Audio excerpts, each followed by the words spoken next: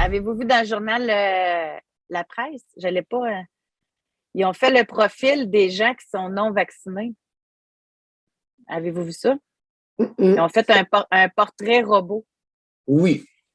Alors. Puis, on nous apprend là-dedans que le 2/3 des non-vaccinés seraient comme complotistes. Là.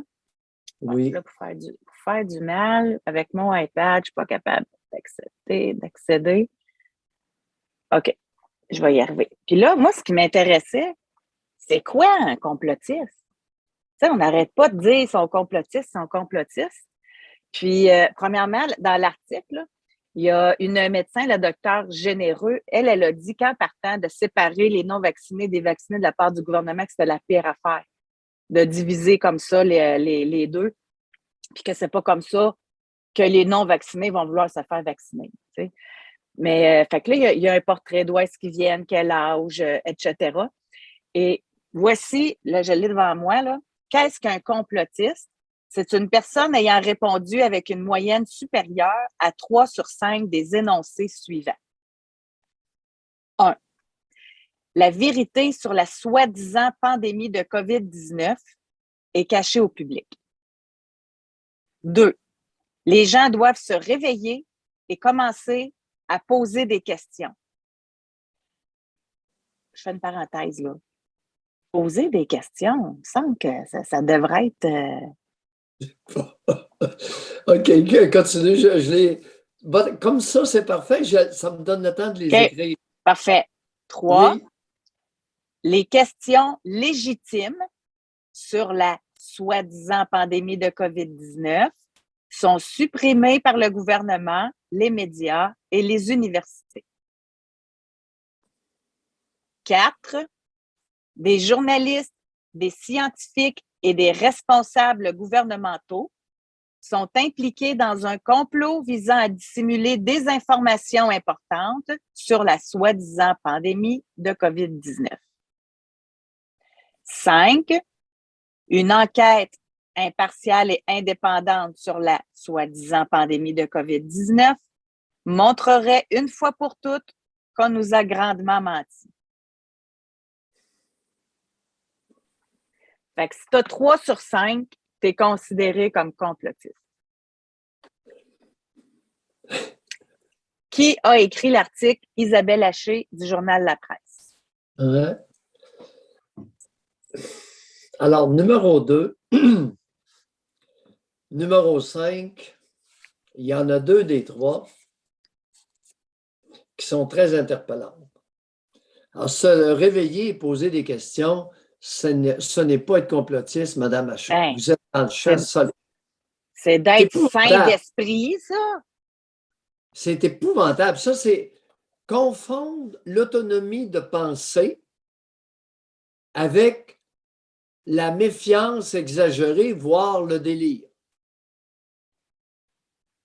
Je veux dire, ça ne marche pas, ça, là, se réveiller, poser des questions. Ça ne marche pas certain. Sinon, tu es un docile, pas intelligent qui fait juste de suivre. Puis... C'est-à-dire une personne religieuse. Une personne religieuse qui adhère à une idéologie. Je dis religieuse au sens large, idéologique.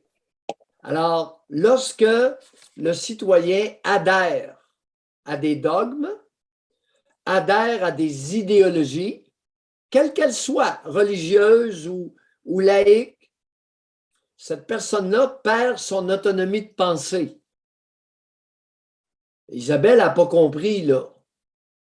L'autre point, une enquête... En passant, c'est pas elle là, qui a fait les questions. Là. Elle les publie. C'est pas elle qui a décidé des questions. Là. Oui. Est-ce qu'elle était capable, dans son article, de poser un regard légèrement critique comme nous le faisons tous les deux? OK. Non. Bon. Autrement dit, elle publie ce qu'elle endosse.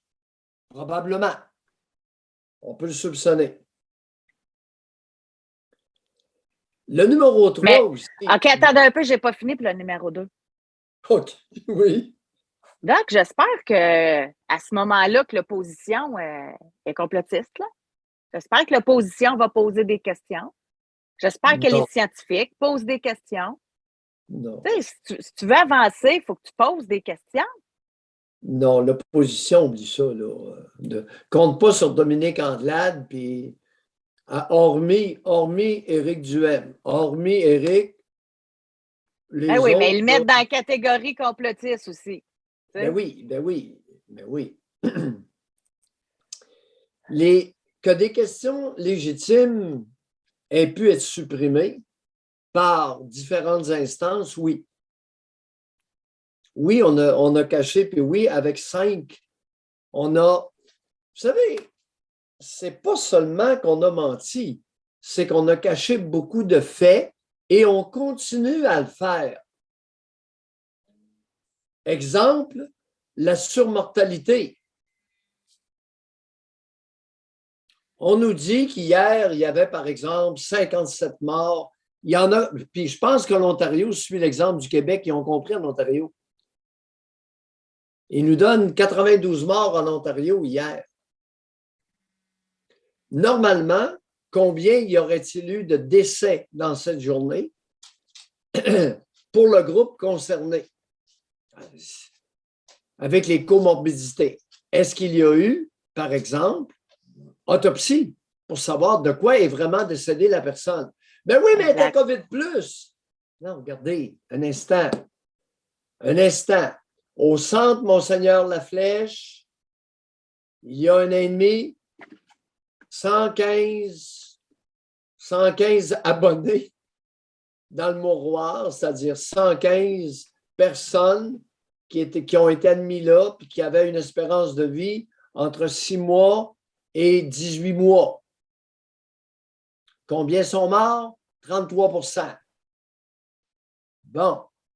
Maintenant, cette année, combien sont morts au-delà de la mortalité annuelle usuelle avant la pandémie? Ça, c'est vraiment crosseur de nous cacher cette donnée-là. Fait que donc, au numéro 3, celle-là. Pardon? les questions, donc, numéro 3, les Oui. questions légitimes sont supprimées par le gouvernement, les médias, les universités. Définitivement. Bon, fait qu'on en a deux. On a 2 sur 5, là, jusqu'à Un date. peu. On arrive à 5. Oui. Une enquête Impartiale et indépendante sur la soi-disant pandémie montrerait une fois pour toutes qu'on nous a grandement menti. Bon, grandement menti.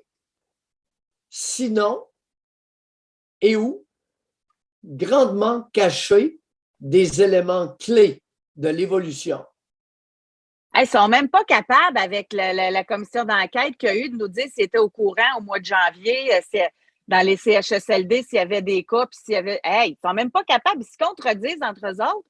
Puis après ça, ils font passer le monde qui veulent une vraie enquête pour des complotistes. Tu sais. Cré-Marguerite est tombée au combat au bon moment.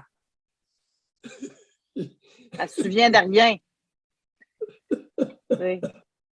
On se croirait comme M. Charbonneau. Alors là. En tout cas. Fait que Doc, on est-tu complotiste, coudonc? Selon la définition, là. 3 sur 5. Ben, je le suis. Tu sais. Je le suis. Pourtant, on est vaccinés. Puis on est vaccinés tous les deux. Tous les deux. Tu sais. Alors, je suis un complotiste. D'après la définition, c'est bien évident que je suis un complotiste. Je passe pas le test. Ben, moi non plus. Ben, on est deux. Alors, vous savez,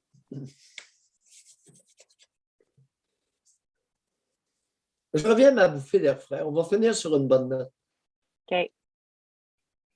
Parce que là, ce n'est plus de l'espoir, c'est un fait. L'Angleterre a mis son pied à terre et la gouvernance, selon les lois sur les mesures de guerre, je pense que ce matin, c'est le début de la fin. Mais au Québec, vous avez entendu le mot de la semaine du premier ministre, le mot de la semaine? Il l'a bien dit aux petits-enfants qui écoutaient le point de presse.